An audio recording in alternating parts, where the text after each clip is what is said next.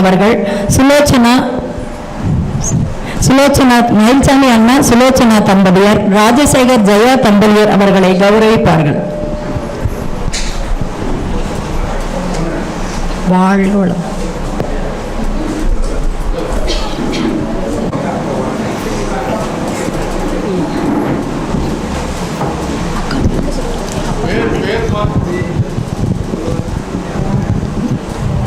திரு ராஜசேகர் ஜெயா தம்பதியர் அவர்கள், திரு ராஜசேகர் ஜெயா தம்பதி அவர்களின் குடும்பமும் தொழில்களும்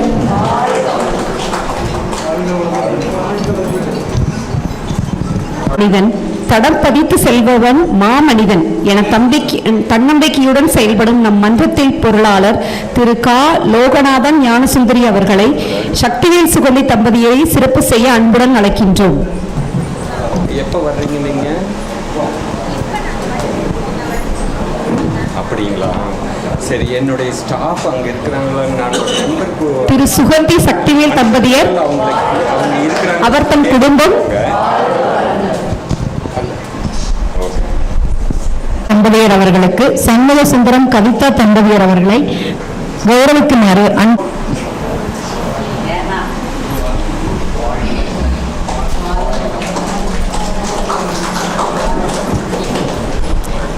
திரு விமல்குமார் ஷில்பா தம்பதியர் அவர்கள் திரு விமல்குமார் ஷில்பா தம்பதியர் அவர்களின் குடும்பமும் தொழில்களும் திரு முரளி ஐயா அவர்கள் நாம் மாற்றம் ஆக வேண்டும் உலகை மாற்ற நினைக்கும் முன், நாம் மாற்றம் ஆக வேண்டும் உலகை மாற்ற நினைக்கும் முன், வாழ்க்கை என்பது ஆன்மாவின் பயணப்பாதை, கொண்டு செல்ல ஒன்றுமில்லை இந்த உலகில், அதுவே கொடுத்து செல்லுவோமே உண்மையான அன்பையும் நட்பையும். திரு முரளி ஐயா அவர்களுக்கு சூலூர் அறிவு திருக்கோவில் சார்பாக வேதாத்திரிய சிந்தனை செம்மல் என்னும் விருதினை சிப்பிக்கு ஒளி எவ்வளவு அவசியமோ அதுபோன்று மன்ற அன்பர்களுக்கு தோள் கொடுக்கும் கையாக தன்னம்பிக்கையாக செயல்படும் நம் ஐயா அருள்நிதி திரு சண்முக வடிவேல் அவர்களை வழங்கி சிறப்பிக்க அன்புடன் அழைக்கின்றோம்.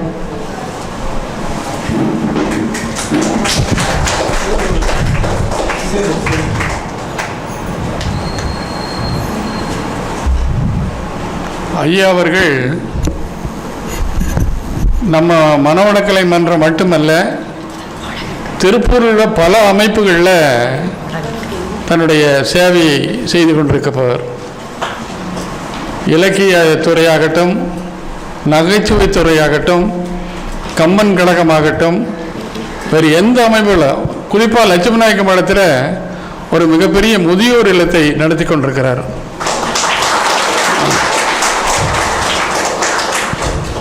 அதே போக முதியோருக்காக வேதாத்திரி மகரிஷி அவருடைய துணைவியார் லோகாம்பாள் அம்மாவுடைய பெயரில் வேதலோக அன்பு நிலையம் என்ற ஒரு முதியோர் இல்லத்தையும் நடத்தி கொண்டிருக்கிறார்.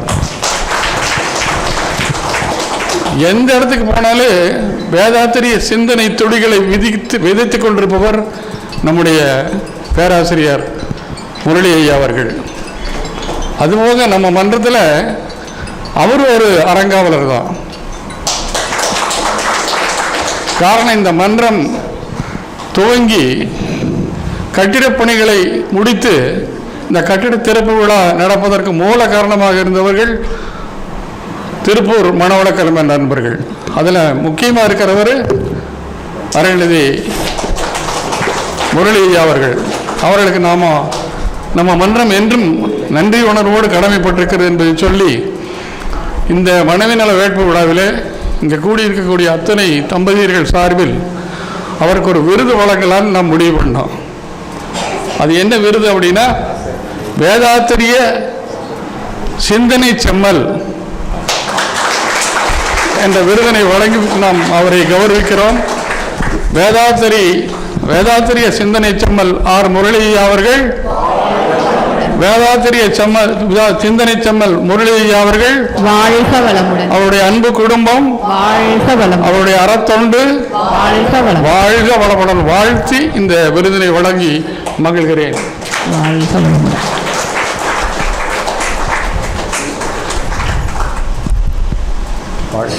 நினைவுகளை புதுப்பித்து பயணிக்க வைக்கும், தனிமையில் வாடும் போது தோள் கொடுக்கும் மகிழ்வு இவ்வுலகில் இல்லை. இவர் அயன் ஸ்வரங்கள் என்னும் அமைப்பை நடத்தி வருகிறார். ஐயா அவர்களுக்கு விருது வழங்க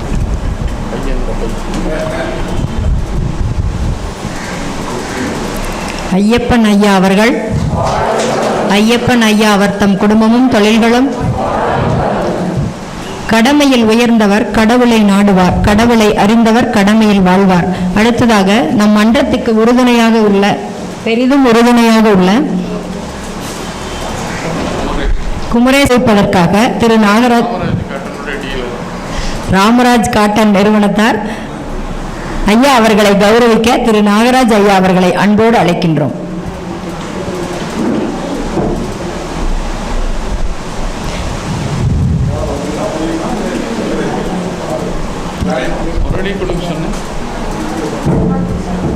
முரளி ஐயா அவர்களை சிறப்பிக்க முரளி ஐயா அவர்களையும் இணைந்து கொள்ளுமாறு அன்போடு கேட்டுக்கொள்கின்றோம்.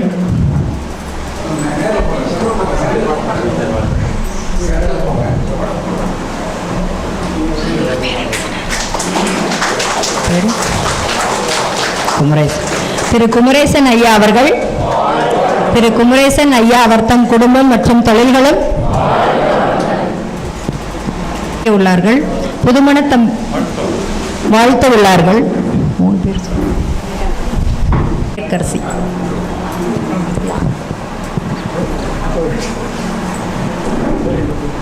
திரு மயில்சாமி அண்ணா அவர்கள் தம்பதியரை வாழ்த்துகிறார். மாசானம் தங்கலட்சுமி தம்பதியர், ஸ்நேகபாரதி தருண் தம்பதியர், சுரேஷ் கிருஷ்ணா மங்கையர்கரசி தம்பதியர்,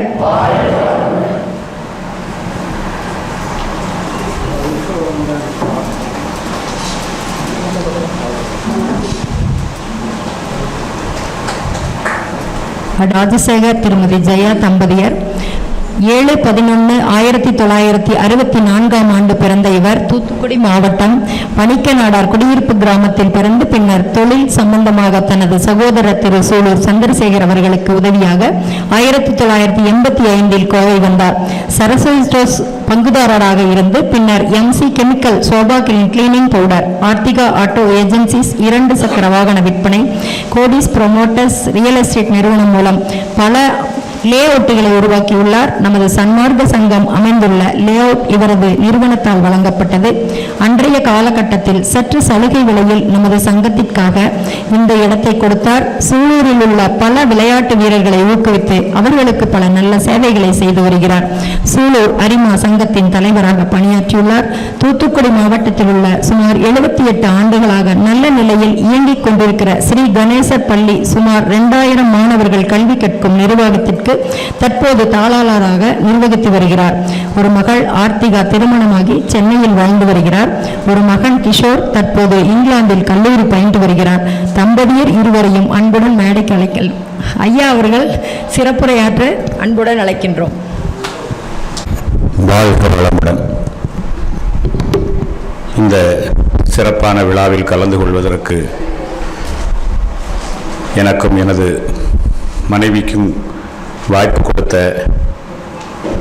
இந்த மனவளக்கலை மன்றத்தார்களை போற்றி புகழ்ந்து வணங்குகிறேன். இந்த விழாவிலே அற்புதமாக வரவேற்புரையாற்றிய அன்பு சகோதரர் சிவகுமார் அவர்களுக்கும் மற்றும் விழாவிலே தொகுப்புரை வழங்கி கொண்டிருக்கக்கூடிய ஞானசுந்தரி லோகநாதன் அவர்களுக்கும் ரேவதி கார்த்திகேயன் அவர்களுக்கும் இந்த விழாவிலே சிறப்புரையாற்றி நமக்கெல்லாம் நல்லதொரு ஆலோசனைகளை கூறியிருக்கக்கூடிய ஐயா அருள்நிதி முரளி அவர்களுக்கும் என்னுடைய குடும்பத்தின் சார்பில், என்னுடைய சார்பிலும், மனைவியின் சார்பிலும் நெஞ்சார்ந்த நன்றிகளை தெரிவித்துக் கொள்கிறேன். மனைவியை நமக்கு சமமாக மட்டுமல்லாது நம்மை விட உயர்வாக நாம் நேசிக்கும் எல்லா விஷயங்களை விட மிக உயர்வாக நேசிக்க வேண்டும் என்கின்ற முக்கியத்துவத்தையும் காரணத்தையும் இங்கே எடுத்துச் சொன்னார்கள். 5000 ஆண்டுகள் வாழ்ந்த பின்புதான் பெண்ணாக பிறக்கும் அந்த சக்தி கிடைக்கும் என்கின்ற ஒரு உயர்ந்த உண்மையை நான் இன்று இந்த மன்றத்தின் மூலமாக தெரிந்து கொண்டேன். அப்படி 5000 ஆண்டுகள் பல இன்னல்களோ இல்லை தவங்களோ நன்மைகளோ அடைந்து ஒரு அற்புதமான பிறவியாக பெண் பிறவி எடுத்து இன்று எனக்கு கிட்டத்தட்ட 35 ஆண்டுகள் என்னோடு வாழ்ந்து வரக்கூடிய என்னுடைய மனைவியை என் நெஞ்சார போற்றி வாழ்த்துகிறேன்.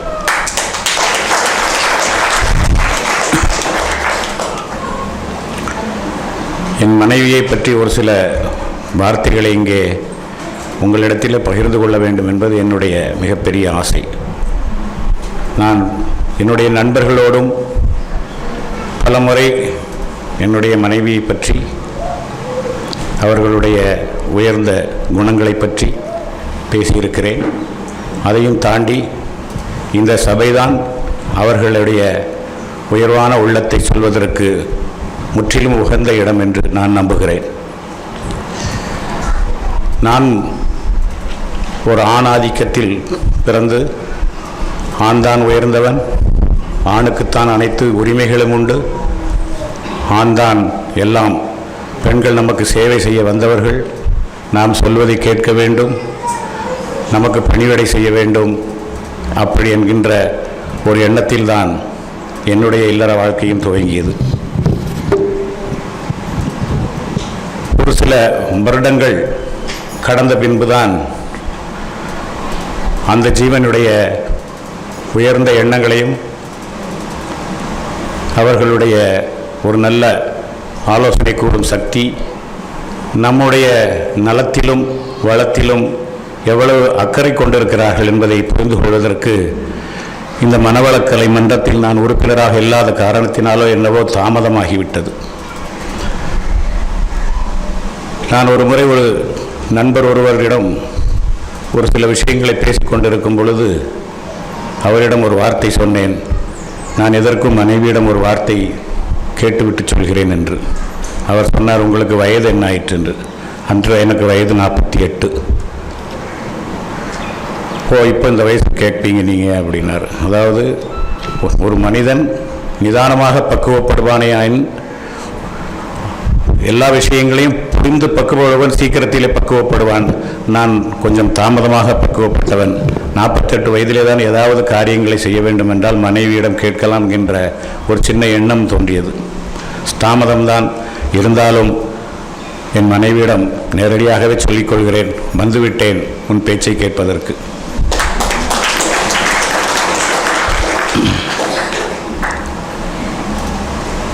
அவர்கள் என்னை விட அறிவிலே சிறந்தவர்கள். ஆனால் நான் தான் அறிவில் சிறந்தவன் போல் எல்லோரிடமும் காட்ட வேண்டும் என்பதற்காக எனக்கு பின்னால் இருந்தே என்னை இயக்குவார்கள். ஏதாவது சிக்கல்களை தொலைபேசியிலே வீட்டிலே அமர்ந்து யாரிடமாவது பேசிக்கொண்டிருந்தால் என்ன விஷயம் என்று கூட முழுமையாக தெரியாது. இருந்தாலும் அந்த வழியாக செல்லும் பொழுது நான் பேசக்கூடிய விஷயங்களை தெரிந்து கொண்டு மிகவும் நான் சிந்திக்காத ஒரு அருமையான ஆலோசனையை திடீரென்று வழங்குவார்கள். அந்த பிரச்சனை தீர்வதற்கு அது முக்கிய காரணமாக எனக்கு பலமுறை அமைந்திருக்கிறது.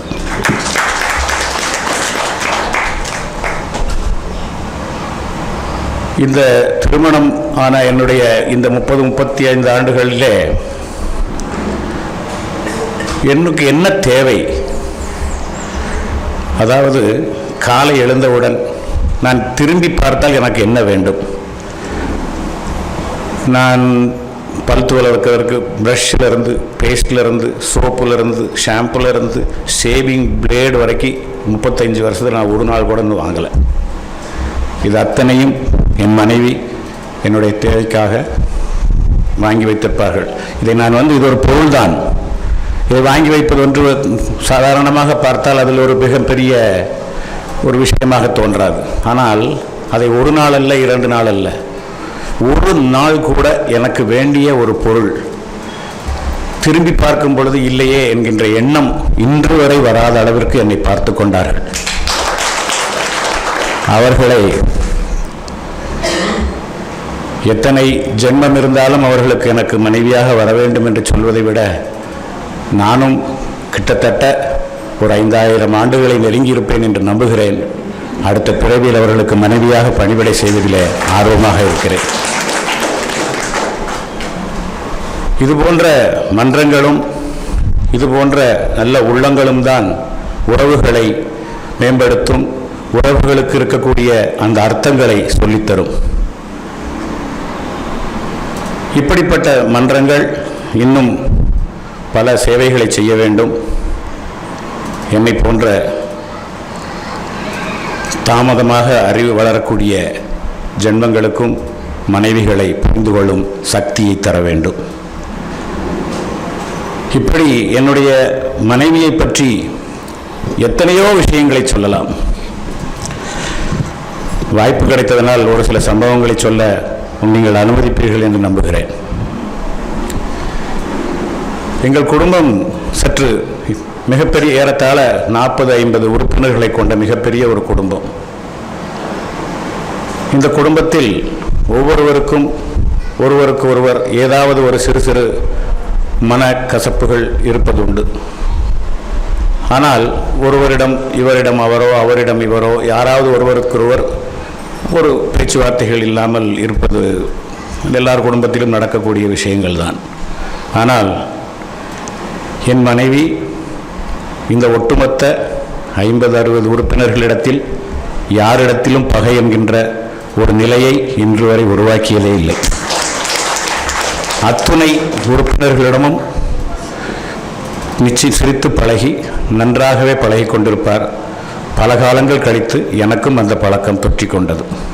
இப்பொழுது நானும் எந்தவித மனிதர்களோடும், நான் உறவுகளோடு மட்டுமல்லாது நான் சந்திக்கக்கூடிய அன்றாட மனிதர்களோடு கூட உறவை பாராட்டவே விரும்புகிறேனே தவிர எங்குமே புதிய பகையை சம்பாதிப்பதில் இல்லை. அதற்கு காரணம் என்னுடைய மனைவிதான். ஒரு முறை என் குடும்பத்தில் இருக்கக்கூடிய ஒரு உறுப்பினர் அவர்கள் என் மனைவியை பற்றி ஒரு வார்த்தை சொல்லிவிட்டார்கள் என்கின்ற ஒரு தகவல் எனக்கு காலதாமதமாக எனக்கு கிடைத்தது. எனக்குள் சற்று கோபம் உருவாயிற்று. ஆனால் நான் என்றும் செய்யவில்லை. என் மனைவியிடம் வந்து இவர்கள் இப்படி சொன்னார்களே என்று சொன்னேன்.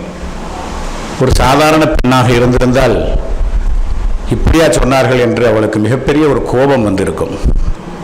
அவள் சொன்ன வார்த்தை, அவர்கள் மிகவும் நல்லவர்கள், அப்படியெல்லாம் சொல்லியிருக்க மாட்டாங்க, இல்லைன்னா அன்னைக்கு ஏதாவது ஒரு சின்ன கோபத்தில் இருந்திருப்பாங்க, இதெல்லாம் ஏன் பெருசு பண்ணுறீங்க. இந்த பக்குவம் வந்து 2 விஷயங்களை தருகிறது. ஒரு துறவியிடம் கேட்கிறார்கள், ஐயா கோபம் என்றால் என்ன அப்படி என்று. பிறர் செய்யும் ஒரு தவறுக்கு நீ உனக்கு கொடுத்து கொள்ளும் தண்டனையே கோபம் என்று சொல்லியிருக்கிறார். தவறு செய்தவர் யாரோ ஒருவர், அவர் மீது நீங்கள் கோபப்படும் பொழுது உங்கள் உடலிலே ஏற்படக்கூடிய அந்த வேதியியல் மாற்றங்கள் உங்களுடைய உடல் நலத்தை கெடுக்கும், உள்ளத்தை கெடுக்கும், மூளையை பாதிக்கும். அதனால் ஏற்படக்கூடிய உங்கள் செயல்பாடையும் தவறான வழி நடத்தும். ஸோ ஒரு கோபம் என்பது எவ்வளவு பெரிய ஒரு விஷயத்தை உருவாக்குகிறது. அதனால் பல நாட்கள் பகை பேச முடியாது. இப்படி எத்தனையோ நிகழ்வுகள் நடப்பதற்கு வாய்ப்பாக இருக்கும். அதை ஒரே வார்த்தையில் எவ்வளவு அழகாக அவர்களுக்கே மறந்திருக்கும் என்று தான் நினைக்கிறேன். ஏன்னா அவர்களிடம் அது மாதிரி நிறைய நல்ல குளங்கள் கொட்டி கிடக்கின்றன. இப்படி 1-2 சொன்னால் அவர்களுக்கு அது ஒரு பெரிய ஆச்சரியமாக இருக்காது. நான் இது சபை அலங்காரத்திற்காகவோ அல்லது நான் ஏதாவது சொல்லி இங்கே கைத்தட்டல் அப்படி நிச்சயமாக கிடையாது.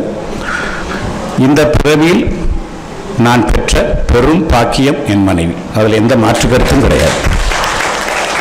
என்ன அதை உணர்வதற்கு சற்று காலதாமதம், ஆனால் நீ எனக்கு கிடைத்த பெரிய பாக்கியம் என்பதை அவரிடத்தில் கூட அவ்வப்போது சொல்லியிருப்பார். ஆனால் இவ்வளவு உயர்வாக சொல்வதற்கு சொன்னதில்லை. அதற்கு வாய்ப்பளித்த இந்த மன்றத்திற்கு நான் பொற்பாதங்களில் வணங்கிக் கொள்கிறேன். இதுபோல இன்னும் எல்லா தம்பதிகளுக்கும் இப்படிப்பட்ட உறவுகள் கண்டிப்பாக நினைவுகளும் உறவுகளும் இருந்திருக்கும். இன்னும் அதுபோல பல நல்ல உறவுகளும் நல்ல உங்களுக்குள்ள ஒரு நல்ல உணர்வுகள் அமைய வேண்டும் என்றும், புதிய இளம் தம்பதியர்கள் இங்கே வந்திருக்கிறீர்கள். இந்த இளம் தம்பதியர்களுக்கு நான் சொன்னேன் அல்லவா, கிட்டத்தட்ட 15 ஆண்டுகளுக்கு பின்புதான் என் மனைவியின் நல்ல உணர்வுகள் புரிந்தன என்று. அதற்கு எனக்கு இந்த மனவளக்கலை மன்றத்திற்கு வரக்கூடிய வாய்ப்பு கிடைக்காததனால் அவ்வளவு காலதாமதமாக ஆகிவிட்டது. உங்களுக்கெல்லாம் கடவுள் வரத்தாலும் இவ்வளவு விரைவிலே இந்த மன்றத்திலே கலந்து உங்கள் மனைவியை புரிந்து கொள்ளக்கூடிய வாய்ப்புகள். ஒவ்வொரு நாளும் 5000 ஆண்டுகள் தயாரிக்கப்பட்ட பொருள் இது. அதை நினைவிலே கொண்டாலே போதும், அவர்கள் மீது தானாக மரியாதை வந்துவிடும். இந்த நல்ல நேரத்திலே நல்ல விஷயங்களை உங்களோடு பகிர்ந்து கொள்வதற்கு எனக்கு கிடைத்த இந்த வாய்ப்பையும், அதுக்காக என் மனைவியை வாழ்த்துவதற்கும் வணங்குவதற்கும் கொடுத்த இந்த நல்ல உள்ளங்கள் அனைவரையும் நெஞ்சார பாராட்டி வாய்ப்புக்கு நன்றி கூறி விடைபெறுகிறேன். நன்றி, வணக்கம். வாழ்க வளமுடன். அற்புதமான தம்பதிக்கு சான்று. ஜெயாக்கா தன்னை அறியாமல் வடித்த ஆனந்த கண்ணீரே போதுமானது. அந்யோன்யமான வாழ்க்கைக்கு எடுத்துக்காட்டாக விளங்கும் திரு TR ராஜசேகர் அண்ணா ஜெயா தம்பதியரை வாழ்த்தி வணங்குகிறேன். அவர்கள் TR ராஜசேகர் அண்ணா அவர்கள் குடும்பம், அவர்கள் தம் தொழில்களும்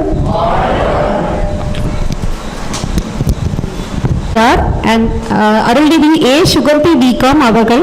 இவர் அறிவியல் ஆராய்ச்சி ஆய்வுக்கூட மேற்பார்வையாளர், கல்வி உதவி பொறுப்பாளர், நாட்டு நல பணித்திட்ட கிராம அமைப்பாளர், RVS பார்மசி கல்லூரி சூலூர் மற்றும் சமூக நல ஆர்வலர். வாழ்த்துறை வழங்க ஐயா அவர்களை அன்புடன் அழைக்கின்றோம். வாழ்க வையகம், வாழ்க வையகம், வாழ்க வளமுடன். குரு வாழ்க, குருவே துணை. மண்ணில் நல்ல வண்ணம் வாழலாம் வைகளும், எண்ணில் நற்கதிக்கோர் குறையுமில்லை, பெண்ணில் நல்லாளோடு பெருந்தகையும் இருந்ததே என்று திருஞான சம்பந்தர் தனது உரையிலே சிவபெருமானே நம் தவத்திலே சக்திகளம் சிவகலம் என்று சிவகலத்தை நம் எண்ணத்தால் உணர்கிறோம். ஆகவே சிவபெருமானே தனது மனைவியோடு இருந்து இல்வாழ்க்கையை தான் புனிதமானது, அதிலே தான் பல தர்மங்களை உணர வேண்டும் என்று திருஞான சம்பந்தர் உணர்த்துகிறார். அதே போல மங்கையராக பிறத்தலுக்கே நல்ல மாதவம் செய்திடல் வேண்டும் அம்மா. அப்போ எனக்கெல்லாம் பெண் குழந்தை, நிறைய பேர்த்துக்கு பெண் குழந்தை இருக்குது. அப்போ நீங்கள் எல்லாம் ரொம்ப தவம் செஞ்சவீங்க அர்த்தம். மங்கையராக பிறத்தலுக்கே நல்ல மாதவம் செய்திடல் வேண்டும் அம்மா, அதனால் பாரிலே நல்ல பல தர்மங்களும் வளரும் அம்மா என்று கவிமணி தேசிய விநாயகர் குறிப்பிடுகிறார். நமது சமுதாயத்திலே ஒரு புதையலாக பல கருத்துக்கள் நிறைந்திருக்கின்றன. நமது ஆன்மீக சமுதாயம் என்பது சாதாரண சமுதாயம் அல்ல. அந்த புதையலெல்லாம் நாம் தேடி எடுப்பதில்லை. நான் பல சமய நூல்களிலே மிக ஈடுபாடு கொண்டு இருக்கிறேன். அப்போது ஒரு பெண்களை பஞ்சபூதங்களில் உண்டான அக்னி என்ற ஒரு சமய நூல் குறிப்பிடுகிறது. அது எவ்வாறு அந்த அக்னி என்றால், உதிரா அக்னி, வேள்வித்தி போல புனிதமானவர் பெண் அப்படிங்கிறாங்க. அதாவது உதிரா அக்னின்னு என்னங்க, அதுக்கு விளக்கம் என்னென்னு பார்த்தோம்னா, காலையில் சாப்பிட்றோம், திருப்பி 3 மணி நேரம் கழித்து நம்மளுக்கு பசி எடுக்குது. அப்போது உள்ளே நம்ம உணவுப் பொருட்களை போட்டு அது எரிஞ்சிட்டே இருக்குது. அப்போ அந்த அக்னி உருவாகிட்டே இருக்குது. அந்த அக்னியை தீர்க்கறதுக்கு எந்த பெண்களாவது நீங்கள் அக்னியை தினந்தோறும் வாழ்க்கையில் உபயோகப்படுத்தாமல் இருந்தது உண்டா? அந்த அக்னி மூலமாக அந்த வேள்வி, அதாவது உணவு என்ற வேள்வியை அனைவருக்கும் கொடுத்து அந்த அக்னி மூலம் உணவை உருவாக்கி 3 நேரமும் எல்லாத்துக்கும், குடும்பத்தில் இருக்கிற எல்லாத்துக்கும் பசியாற்றிருக்கிறீங்க. அதனால் நம்ம சமயத்தில் வேள்வித்தீயை போன்ற பஞ்சபூதத்தில் உண்டான அக்னிக்கு இணையாக நம்ம பெண்களை குறிப்பிடுகின்றார்கள். அந்த வழியிலே நம் மகரிஷி தனது மனைவியின் பிறந்த நாளை மனைவி நல வேட்பு நிலாவாக உருவாக்கி இந்த நன்னாளிலே இங்கு வந்த தம்பதியர்களோடு மட்டுமல்லாமல் எங்களுக்கும் ஒரு வாய்ப்பு கொடுத்து அழைத்த இந்த மன்றத்தின் சான்றோர்களான இந்த மன்றத்தின் புரவலர் அருள்நிதி சாமிநாதன் ஐயா அவர்களே, இந்த மன்றத்தின் தலைவர் திரு நாகராஜன் ஐயா அவர்களே, நிர்வாக அரங்காவலர் திரு சண்முக வடிவேல் ஐயா அவர்களே, செயலாளர் அருட்செல்வர் திரு சிவகுமார் அவர்களே, பொருளாளர் திரு அருள்நிதி லோகநாதன் அவர்களே மற்றும் இந்த மன்றத்தின் வளர்ச்சிக்காக தினந்தோறும் இங்கு வந்து அல்லும் பகலும் அயராது பாடுபட்டு கொண்டு தவத்தை இருக்கும் இந்த தவ மண்டலத்தைச் சேர்ந்த நிர்வாகிகள் அனைவருக்கும் எங்களை இங்கு சிறப்பு தம்பதியராக அழைத்ததற்கு என் மனமார்ந்த நன்றியை தெரிவித்துக் கொள்கின்றோம். நன்றி. சூலூர் மண்ணிலே எல்லாத்துக்கும் தெரியுங்க, என்ன வளம் இல்லை இந்த நாட்டில் ஏன் கையை ஏந்த வேண்டுமா பிற நாட்டில்பாங்க. ஆனால் நம்ம சூலூர் மண்ணில் எல்லா வளமும் இருக்குது. ஒரு 3 நேர உணவு இலவசமாக கிடைக்குது. அதுக்காக தேடி கொண்டே உணவு கொடுக்கக்கூடிய அமைப்புகள் இருக்குது. அரிமா சங்கங்கள் இருக்குது. பல உதவிகள் செஞ்சு கொண்டிருக்குது. அதே மாதிரி நம்ம ஊரில் எல்லா தெய்வங்களுக்கும் கோயில்கள் இருக்குது. பக்தி மார்க்கம் படிப்படியாக ஞான மார்க்கமாக உருவாகும் போது அந்த ஞான மார்க்கத்திலே அறிவுதான் தெய்வம் என்று அறிவினால் தூண்டப்பட்டு நம்ம சூழலிலே ஒரு கோயில் கட்டி கும்பாபிஷேகம் பண்ணோன்னா எவ்வளோ ஒரு கஷ்டம். அவ்வளோ அந்த அறிவு திருக்கோயிலை மகரிஷி என்ன அறிவிலால் தூண்டப்பட்டு இந்த நாமெல்லாம் அமர்ந்து இந்த புனிதமான இந்த ஒரு மனவளக்கலையை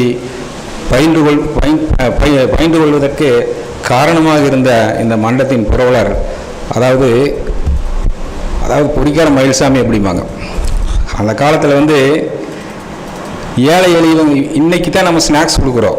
அந்த காலத்தில் ஏழை எளிய ஒரு வீட்டில் ஒரு குடிசை வீட்டிலேருந்து பெரிய வீட்டுக்கு வரைக்கும் போனீங்கன்னா ஃபஸ்ட்டு போனோன்னா நம்மளுக்கு உபச்சாரம் பண்ணுறது பொரி தான் வைப்பாங்க. கொஞ்சம் வசதியான வீடாக இருந்ததுன்னா அந்த பொரியை வறுத்து கொடுப்பாங்க. ஸோ அந்த பொறி தொழிலை மேற்கொண்டு அந்த பொறி அவர் பொருளாதார நிலையை உயர்த்திடுவது மட்டுமல் மக்களை வளப்படுத்தும் மனவளக்கையை மகரிஷியின் மூலம் அறிந்து இந்த அறிவு திருக்கோயிலை கட்டுவதற்கு அவருடைய பெருமுயற்சி மற்றும் அவரோடு சேர்ந்த பெருமுயற்சியாக இருந்த நாகராஜ் ஐயா அவர்கள், திரு லோகநாதன் அவர்கள், திரு சண்முக சுந்தரம் அவர்கள், திரு சண்முக வடிவேல் ஐயா, பாடகர் செந்தில் அவர்கள், அருள்நிதி இளங்கோவன் அவர்கள் இங்கே காணுங்க. அப்போ எனது நண்பர் அந்த நினைவில் வாழும், அதாவது நான் அவருந்த பயிற்சி எடுக்கிற போது பக்கத்திலேயே உட்கார்ந்துட்டு இருப்பார். நினைவில் வாழும் எனது நண்பர் ஜெயக்குமார் மற்றும் 2006 இந்த மன்றம் துவக்கப்பட்டது. இந்த மன்றம் ஏன் நான் இன்னைக்கு இது சொல்லி ஆகணும், ஏன்னா எத்தனையோ கோயில்கள் இருக்குது, எத்தனையோ அமைப்புகள் இருக்குது. அதாவது இணைத்தானும் நல்லவை கேட்கின் அனைத்தானும் ஆண்ட பெருமை தரும். ஒவ்வொரு மனிதனும் எங்காவது போனால் நம்மளுக்கு ஒரு நல்லது நடக்காதா, நம்ம மனசுக்கு ஒரு நல்ல தீர்வு கிடைக்காதா, நம்ம இவ்வளோ கஷ்டப்படுறோமே, நம்ம ஏதாவது ஒரு நல்ல கருத்து கிடைக்காதா, அப்படி கருத்துக்களை தேடி இணைத்தானும் நல்லவை கேட்கின் அனைத்தானும் ஆண்ட பெருமை தரும்.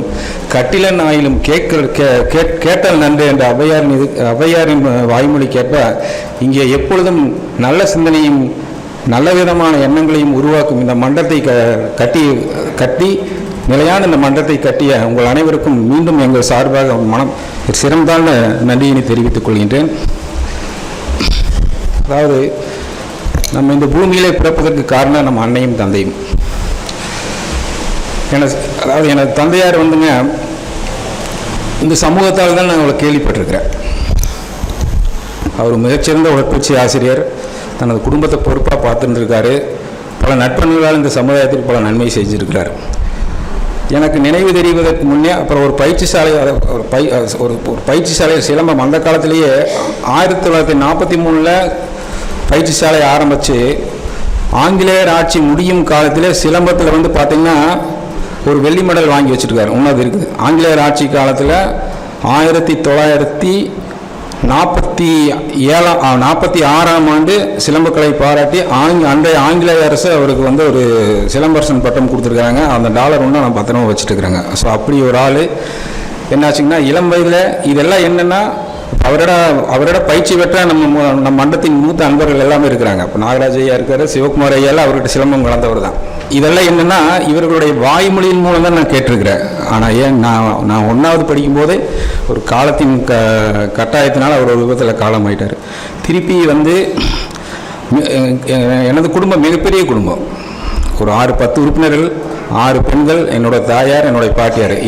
திருப்பி திடீரென அவருடைய மறைவு அப்பொழுது அந்த குடும்பத்துக்கு ஒரு மிகப்பெரிய வெற்றிடத்தை ஏற்படுத்தியது. அந்த வெற்றிடத்தை இந்த பெண்கள் எல்லாம் சேர்ந்து ஒரு துடுப்பில்லாத, அதாவது ஒரு படகு ஸ்பீடாக போகணும்னா ஒரு துடுப்பு வேணும். அந்த துடுப்பே இல்லை.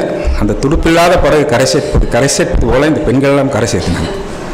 அவ்வாறு கரை சேர்த்து எனக்கு ஒரு நினைவு வரும்போது திடீர்னு பாட்டியாரும் தாயாரும் அவர்களுடைய பிரிவு ஏற்பட்டது. அப்போ என்னாச்சுங்கன்னா வாழ்க்கையில் சில அசாதாரணமான நிலைகள் ஏற்படும் போது நம்ம மன தேடி அலையும். என்னடா நம்மளுக்கு இப்படி, அதைத்தான் மகரிஷி என்னங்கிறாருன்னா சஞ்சீத கர்மங்கிறார். சஞ்சித கர்மம் அப்படின்னா டன் கணக்காக வந்து எத்தனையோ பிறவி எடுக்கிறாங்க. நீங்கள் வந்து சிவபாரணம் படிச்சிருக்காங்க, அறம்பாவம் என்னும் அருங்கைட்டால் கட்டி புறந்தோல் பூர்த்தி எங்கும் பொய்யலுக்கு நீக்கி அப்படிங்கிறான். ஸோ என்ன, அதாவது நம்ம வந்து அடிக்கடி நம்ம இங்கே போவோம், ஒரு பிரதோஷம்னா போவோம், இதை கேட்டேன் இதுக்கு என்ன அர்த்தம்னு பார்த்தா நம்ம பாவம் டன் கணக்காக குமிஞ்சு கிடக்குது, அதிலிருந்து ஒரு பாட்டு எடுத்து தான் இந்த காலத்துக்குள்ளே போய் இங்கே அனுபவிச்சிட்டோன்னு இறைவன் கொடுக்குறாரு. அதனால அவர் என்னன்னா அறம்பாவம் என்னும் அருங்கைட்டால் கட்டிங்கிறார். பாவம் தர்மம் பாவம் புண்ணியம் என்ற அருந்து போகக்கூடிய கைத்தில் கட்டித்தான் நீ வர்ற, அதுக்குள்ளே நீ என்னென்ன செய்கிறையோ அப்போ தான் நீ ஆண்டவனை அடைய முடியும் அப்படிங்கிறாரு. அதனால் வந்து என்னென்னா என்னுடைய கர்ம வினை, என்னுடைய சஞ்சீத கர்ம வினை என்னன்னு தெரியல, எனக்கு நினைவு இருந்த நாளிலே என் தந்தையாரோடு என்னால் பயணிக்கும் காலம் கூடி வரவில்லை. அப்போது வாழ்க்கையில் பல சந்தர்ப்பங்கள் ஏற்பட்டு ஒரு தனி மனிதனாக இருந்து அப்போ அவர் இல்லாத போது 2 அக்காங்களுக்கு தான் மேரேஜ் ஆகிஞ்சது. திருப்பி இந்த பெண்கள் கடைசி அக்காவுக்கு மேரேஜ் ஆகலை, அதை என்னோட முயற்சினால் நான் தான் உங்களுக்கு திருமணம் செஞ்சு வச்சேன். ஸோ பல பிரச்சனைகள் வரும். அப்போ எல்லாம் வந்து என்னென்னா தீர்வு இருக்காது. அப்போ நம்ம மனம் எங்கே போகுது, ஏதாவது ஒரு கோயிலுக்கு போகலாமா அங்கே போகலாமா அப்படின்னு அப்படியே வரும்போது சூலூர் அறிவுத்திருக்கோயில் மனவள கண்டம் எனக்கு ஒரு ஒரு வழிகாட்டியாக இருந்தது. 1999 நான் பயிற்சி எடுத்தேனுங்க. அப்போது பொறுப்பாசிரியர் சாமிநாதன் அவர்கள் தான் எனக்கு தீட்சை கொடுத்தாரு. அப்போது மன ஓரளவுக்கு பக்குவமானது. ஸோ மன ஓரளவுக்கு பக்குவமாகி ஒரு பெண் தேடும் தருணம் என்று செல்லும்போது இன்றைக்கி என்ன அப்படின்னா ஒரு 100%, ஒரு 99% வச்சுக்கலாங்க, யாரோ ஒருத்தர் பிடிச்சதை ஏற்றுக்குவாங்க. இன்றைக்கி சமுதாயம் ஒரு ஸ்டெப் பை ஸ்டெப்பாக போகிறது என்னங்க, எடுத்தோடனே ஒரு ஜாதகத்தை பார்ப்பாங்க, ஜாதகம் தான் ஒரு வாழ்க்கையை நிர்ணயிக்குதுன்னு நினச்சிக்குவாங்க. அடுத்தது ஒரு பொருளாதார நிலை, அடுத்தது குடும்ப நிலை. அப்போ குடும்ப நிலை அப்படின்னு பார்க்குற போது இந்த சமுதாயம் எப்படி என்னை ஒதுக்குச்சு அப்படின்னா, இந்த பையனுக்கு 6 பொண்ணு, இவன் ஒரே தாய் மாமன், இவன் வாழ்க்கை பூரா நல்லதை கிட்ட செஞ்சு இவனுக்கு செலவாயிட்டு இருக்கு, இவங்க வீட்டில் எப்படி நம்ம பொண்ணு கொடுக்கறது. அப்போ என்னென்னா அதை நிறுத்திட்டேன். நம்ம தான் இங்கே பயிற்சி எடுத்ததுனால சரி பரவாயில்ல, நம்ம எப்படி வேணால் இருந்துக்கலாம், மகரிஷி துறவுநிலைக்கு கூட நம்மளுக்கு வழிகாட்டிதான் அப்போ ஒரு நிலைமையை விட்டு போட்டு அதை காலத்தின் கையில் ஒப்படைச்சாச்சு. அப்போ வள்ளுவர் ஒரு குறள் சொல்கிறாரு, கொக்கொக்க கூத்த பருவத்து மற்றதன் குத்தொக்க சீர்த்த விடுத்து அப்படிங்கிறார். காலம் உனக்காக தேடி வரு, அது வரைக்கும் நீ காத்துத்தான் இருக்கணும். அதாவது நாம் எதிர்பார்த்து கொண்டே இருக்கிறோம், ஏதோ இது நடக்கு அது நடக்கு அப்படி நடக்கு இப்படி நடக்கும் எதிர்பார்த்து கொண்டு இருக்கிறோம். ஆனால் நம்ம எதிர்பார்க்காம என்ன நம்மளை தேடி வருதோ அதுதான் உனக்கானது அப்படிங்கிற ஒரு மகரிஷின் சீரிய கருத்து. எதிர்பார்ப்புகள் ஏமாற்றத்தையே தந்திருக்கின்றன. நீங்கள் எதிர்பாராமல் உங்களை நாடி எதெல்லாம் வருகின்றதோ, நமது தொழில், நம்ம அங்கே போவோம் இங்கே போவோம், அந்த பிஸ்னஸ் பண்ணலாமா, +2 வரைக்கும் படிப்போம், நம்மளுக்கு எந்த டிகிரி கிடைக்கும்னு தெரியாது. அதாவது என்ன அப்படின்னா இந்த சைவ சித்தாந்தத்தில் நீ பிறக்கிற போதே உங்கள் கையில் ஒரு பெட்டி கொடுத்து அனுப்புகிறாங்க, அந்தந்த நேரத்தில் அதில் திறந்த ஒன்றுன்னா உனக்கு வந்து கொண்டே இருக்கும் அப்படின்னு நம்ம சைவ சித்தாந்தம் விளக்கம் கொடுக்கறது. அந்த மாதிரி காலத்தின் கையில் ஒப்படைச்ச போது என்னுடைய ஒரு உறவினர் மூலம் திடீரென அமைஞ்சது தான் என் வாழ்க்கை துணைவர் என் மனைவி. சரிங்களா? அப்போ ஆரம்ப காலத்தில் சகோதரிகள் அதிகங்கிறதுனால பல நிகழ்ச்சிகளுக்கு அங்கே அவங்க அழைப்பு விடுக்கிற போதெல்லாம் சில ஏற்றத்தாழ்வுகள் நிகழும். ஆனால் அதாவது அப்போ வந்து எங்கள் சகோதரிகள் சொல்வார்கள்,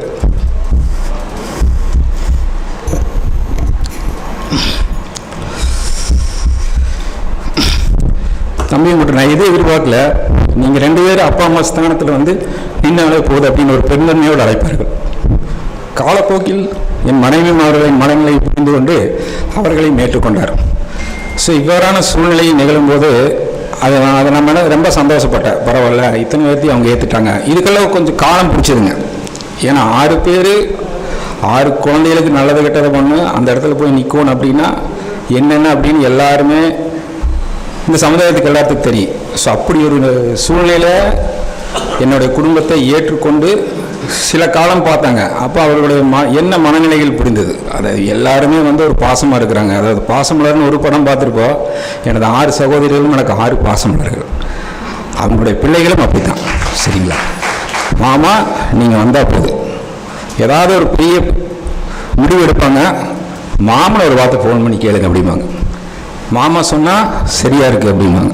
ஸோ அப்படி ஒரு குடும்பமாக ஒரு அன்பிக்கும் உண்டோ அடைக்கும்தால் ஆர்வலர் புங்கநீர் பூசல் தரும். அன்பு அதிகமாச்சுன்னா அதை தாழ்பால் போட்டு அடக்க முடியாது அப்படிங்கிறேன். அந்த மாதிரி அவங்க அன்பை வெளிப்படுத்துவாங்க. ஸோ இந்த மாதிரி சூழ்நிலையில் என் மனைவி ஏற்றுக்கொண்டார். அவர் வந்து ஒரு சுயதொழில் புரிந்து திருப்பி வந்து ஒரு எல்லாத்தையும் ஊக்கப்படுத்துவாங்க.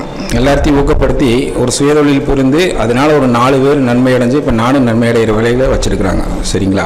அப்போ வந்து என்னாச்சுன்னா ஒரு காலப்போக்கில் வந்து தன்னுடைய சகோதரி சுயதொழிலில் அவர் வந்து வேலைக்கு போயிட்டு இருக்கோ திடீர்னு நாங்கள் வேலையை நிறுத்திட்டாங்க. அப்போ எல்லாம் அந்த லக்ஷ்மி குரூப்லலாம் ஆள் குறைப்பு பண்ணுற போது அவருக்கு வேலை இல்லை. அப்போ நீ எங்கேயுமே வந்து தனியாக நீ போய் சொந்தமாக வேலை செய்யக்கூடாது, நீ சுயமாக வேலை செய்யணும்னு விசைத்தறியை ஒரு லோன் போட்டு உருவாக்கி தந்து அவர் ஒரு சுயதொழில் இதாக ஆக்கி விட்டார். அப்போ திடீரென அவருடைய இழப்பு. அப்புறம் கொஞ்ச காலத்தில் ஒரு கொரோனா காலத்தில் அவரோட தந்தையார் இழப்பு. இதிலிருந்து இந்த இழப்பிலிருந்து இந்த கவலையிலேருந்து அவருக்கு மீட்டு நான் கொண்டு வரவே முடியல. அப்போ நான் பயிற்சி எடுத்தனால நம்ம மண்டத்தை அணுகி நம்ம சாமிநாதன் ஐயா அவர்கள் சில தத்துவ விளக்கங்களை கொடுத்தார். அப்போ என்ன அப்படின்னா நான் இங்கே தெரிஞ்சது என்ன அப்படின்னா மகரிஷி ஒரு முக்கியமான அது திருப்பி நான் அந்த இதை மட்டும் அந்த தத்துவத்தை மட்டும் எனக்குள்ள அதாவது ரீசைக்கிள் பண்ணிகிட்டே இருப்பேன். திறக்க முடியாத பூட்டுக்கள் எதுவுமே இல்லை, அதற்கான சாவி இருந்தால் நீங்கள் திறந்து விடலாம். உலகத்திலே தீர்க்க முடியாத பிரச்சனைகள் எதுவும் இல்லை, அதற்கான தீர்வுகள் இருக்கின்றன. அதற்கான தீர்வுகளை நோக்கி நடந்தால் அந்த எல்லா பிரச்சனைகளும் தீர்க்கப்படும் அப்படிங்கிற மாதிரி இங்கே கொண்டு வந்து இந்த மண்டபத்தில் கொண்டாந்து ஒப்படைச்சிட்டு போயிட்டேன். அவங்க வந்து அந்த கவலை மகரிஷியினுடைய கவலையை ஒழித்தல் பயிற்சி மூலமாக அவங்கள வந்து ஒரு சிறந்த இன்றைக்கி வந்து அவங்க ஒரு அருள்நிதியாக இருந்து ஒரு ஆசிரியராக இருந்து இந்த மண்டபத்துக்கு பணியாற்றி கொண்டு இருக்கிறார். இதுக்கு முழு காரணம் நம்ம தவ மையம் தான், நம்ம வேதாத்திரி மகரிஷி தவ மையம் தான். அதனால் மக்கள் ஒவ்வொரு மனிதருமே தன்னுடைய கர்ம வினையினால் பிறப்பெடுக்கிறார். ஒருவருடைய நம்ம மனைவியாக இருந்தாலும் சரி, நம்ம மகனாக இருந்தாலும் சரி, நம்ம உறவினராக இருந்தாலும் சரி, சுத்தமாக ஒருவருடைய வாழ்க்கையிலிருந்து முற்றிலுமாக வேறுபட்டது. இந்த ரமண மகரிஷியினுடைய என்னுடைய நண்பர் வந்திருக்காருங்க.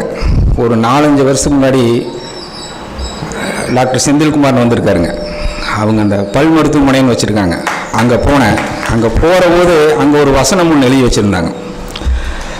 ரமண மகரிஷி அதாவது அவர் என்ன எழுதி வச்சுருந்தாங்கன்னா, ரமண மகரிஷியினுடைய வசனம், அவரவர் பிராப்தப்படி அதற்கானவன் ஆங்காங்கே நின்று செயல்பட்டு கொண்டிருக்கின்றான். நடப்பவை என்று எதிர்ந்தாலும் அது நடந்தே தீரும். நடக்காது உன் வாழ்க்கையில் என்று எது எழுதப்பட்டிருக்கின்றோ அது நடக்காது. ஆகவே சும்மா இருக்கை நன்று அப்படிங்கிறார். இந்த சும்மா இருக்கை அப்படிங்கிறத திருப்பி அருணகிரிநாதர் சொல்கிறார். அதாவது சும்மா இரு. ஒரு ஸ்டேஜில் வந்து அருணகிரிநாதர் வந்து எல்லா விதமான துன்பங்களையும் அனுபவித்து ஒரு கோபுரத்துலேருந்து கீழே விழுங்குற போது முருகப்பெருமான் அவரை கையில் பிடிச்சிக்கிறாரு. அப்போ என்ன சொல்கிறார் அப்படின்னா, அவர் ஒன்று சொல்கிறார், அவர் சும்மா இரு அப்படிங்கிறார். சரிங்களா? இப்போ சும்மா இரு அப்படிங்கிறதுக்கு என்ன இதுன்னா, நம்ம என்ன இதே மகரிஷி நம்ம பாடல் வேற சும்மா இருவனை சொல்ல வேண்டாம் அப்படி அதாவது அவரும் இந்த சும்மா இருங்கிற வார்த்தை கொண்டு இப்போ சும்மா இருக்கிறதுக்கு என்ன மீனிங் அப்படின்னா, மனம்தான் எல்லாத்துக்கும் காரணம். நம்ம ஒரு பிஸ்னஸை நோக்கி போகிறோம், நம்ம ஒன்று நினைக்கும் நினச்சி போகிறோம், ஒரு ஆனந்தமாக ஒரு விஷயம் நடக்கு அப்படின்ட்டு போகிற போது அந்த விஷயம் நடந்தது அப்படின்னா சந்தோஷப்படுறோம், நடக்கவில்லை அப்படின்னா வந்து உடனே கவலைப்படுறோம். அப்போ இந்த நினைப்புக்கும் நடப்பிற்கும் இடையே வந்து வெற்றி என்றால் ஆனந்தம், தோல்வி என்றால் கவலை. அப்போ இங்கே யார் முடிவெடுக்கிறது? மனம்தான்.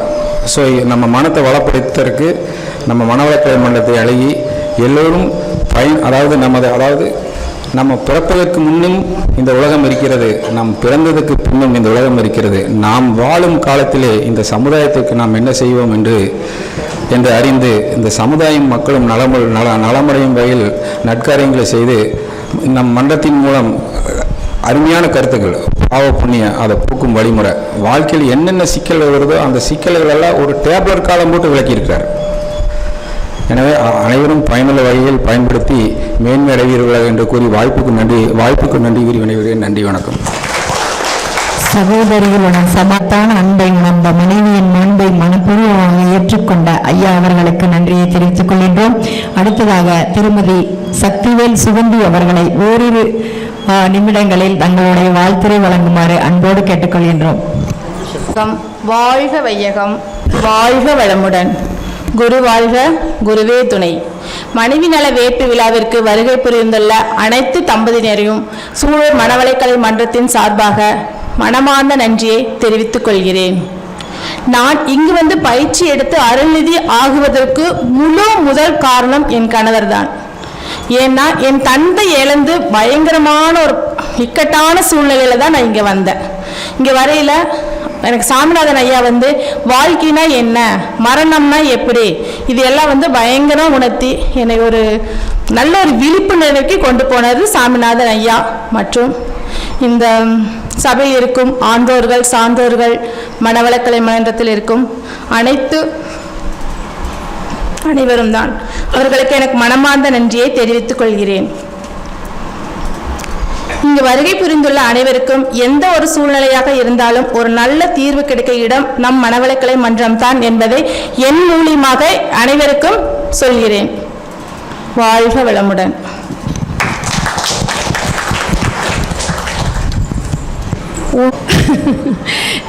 எல்லாரும் பசியோடு இருக்காங்கன்னு சொல்றாங்க. திரு சுகந்தி சக்திவேல் அவர்கள் தம்பதியர்கள் வாழ்த்து வணங்குகிறோம். அவர்கள் தம் குடும்பம் எல்லா பெண்களுக்கும் கிடைத்திடுவதில்லை. தன் தாயை போல் பார்த்து கொள்ளும் அளவிற்கு அன்பான கணவன். அப்படி கிடைத்துவிட்டால் அது வரமே. இத்தகு பாக்கியசாலிகள் இன்றைய வாழ்வில் பங்கு கொள்ளும் மனைவியர். திரு சா விமல்குமார், ஷில்பா லக்ஷ்மி தம்பதியரை அன்பு வாழ்த்துறை வணங்க அழைக்கிறோம். வாழ்க வளமுடன். விமல் பேசுறதுக்கு முன்னாடி ஒரு சின்ன செய்திங்க. இந்த இப்போ இருக்கிற அறிவியல் கோயில் கட்டியிருக்கிறோம்னுங்க, இந்த இடத்த கொடுத்து உதவுனவர் டிஆர் சந்திரசேகரன் அவர்கள். இந்த கட்டடம் கட்டுற போது பெரிய பொருள் உதவி பண்ணார் விமலுடைய அப்பா டிஆர் சந்திரசேகரன் அவர்கள். கட்டடம் கட்டிகிட்டு இருக்கிற போது நல்ல பெரிய பொருளாதாரம் கொடுத்து நம்மளுக்கு உதவி இருக்கார். அவர் வாழ்த்துவோம். வாழ்க வளமுடன். என்னையும் என்னுடைய மனைவியையும் சிறப்பு தம்பதியராக அழைத்தமைக்கு அறிவுத்திருக்கோயிலுக்கு மிக நன்றியை தெரிவித்துக் கொள்கிறேன். நன்றி. ஷில்பா அவர்கள் ஓரிரு வார்த்தைகள் பேசுவார். வாங்க வாங்க, ஓரிரு வார்த்தைகள். ஷில்பா, இதான் சந்தர்ப்பம். என்ன சொல்லணுமோ சொல்லிடலாங்க மனசில் இருக்கிறத.